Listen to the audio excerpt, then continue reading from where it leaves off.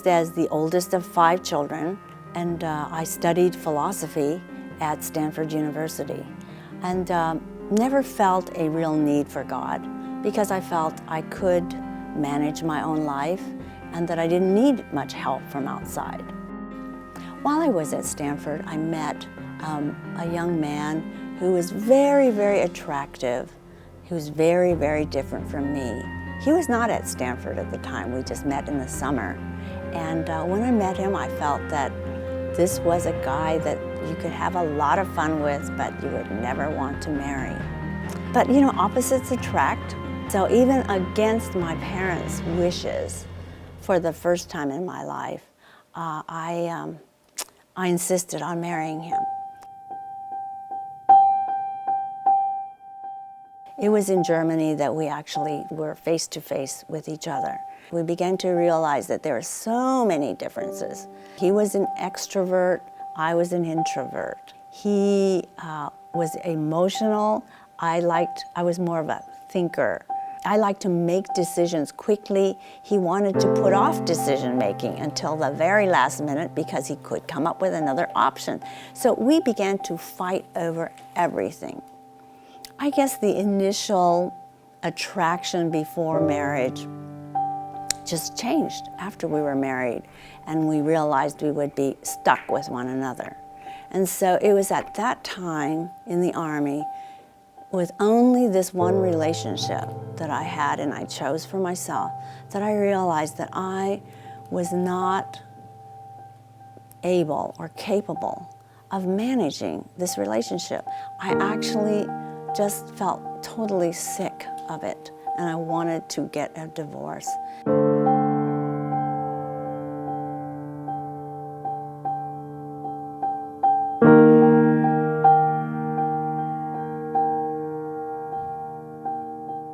And so it was a very low point in my life. It's actually the first time I ever failed at something.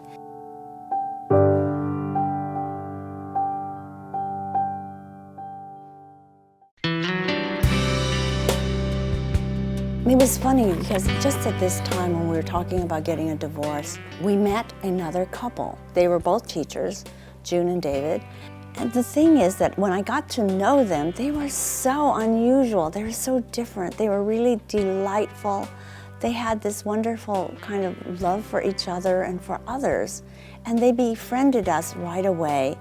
And in the midst of my, our really gloomy, troublesome, quarrelsome time together, June and David appeared like a real bright, warm spot. And so we were so attracted to them that I couldn't keep my curiosity down. And one day, over dinner at their home, I just asked out, "What makes you so different? You're not like anyone else I've ever met." Well, they hesitated and they said, "Well, what makes us different is we have a personal relationship with Jesus Christ." I couldn't believe it because I thought they were supposed to be cool. They went to Berkeley, they were artists. How can somebody cool talk like this? So I asked them, "Are you sure that's the thing? Isn't there something else?" And they said, "No, this has actually changed our life dramatically, and we would love to talk to you more about it." I said, "Oh no, I don't want to talk about religion. I studied philosophy. Actually, I read Marx, and I really agree with him that religion is an opiate of the people." And they said, "Well, that the God of the Bible actually says that he wants you to know him and he will make himself known to you. All you have to do is ask him.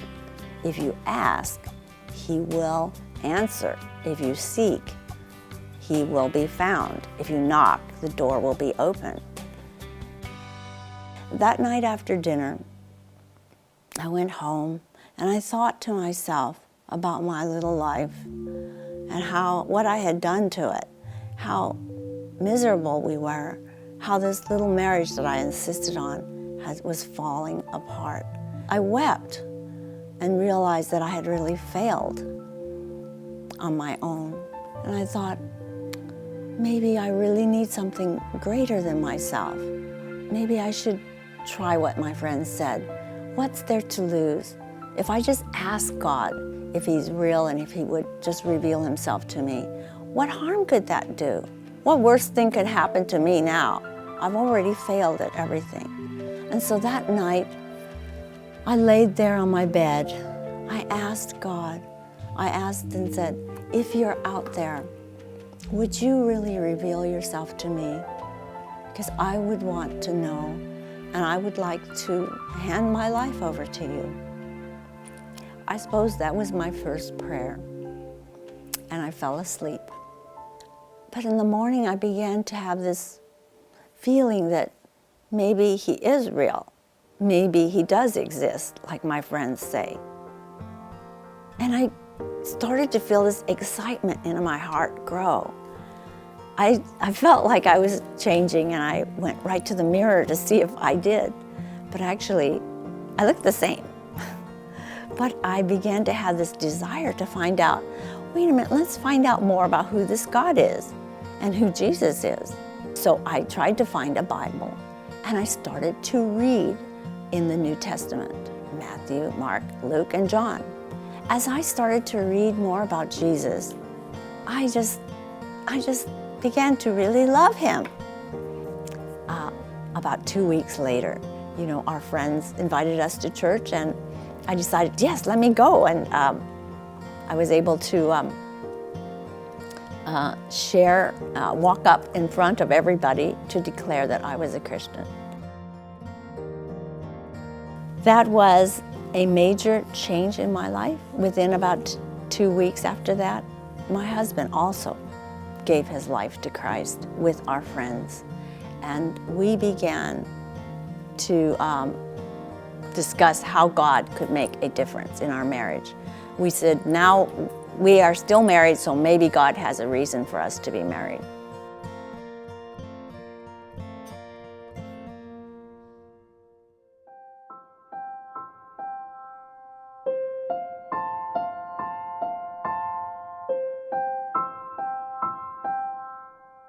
So that was the beginning of a major change in our life. And as a result, my husband, through the years, has really changed and become a wonderful leader in our family, as well as our fellowship, the church, and I have really seen him grow. I've also seen myself grow as I learned to step back and allow him to be the leader. In that way, I've developed a quieter and gentler spirit inside me as I've learned to cultivate him and his leadership. So I learned that God's word is very, very powerful and very wise. And the wisest thing I could do was to entrust myself to him. My name is米雪, and I believe that life is full of faith, hope, and love.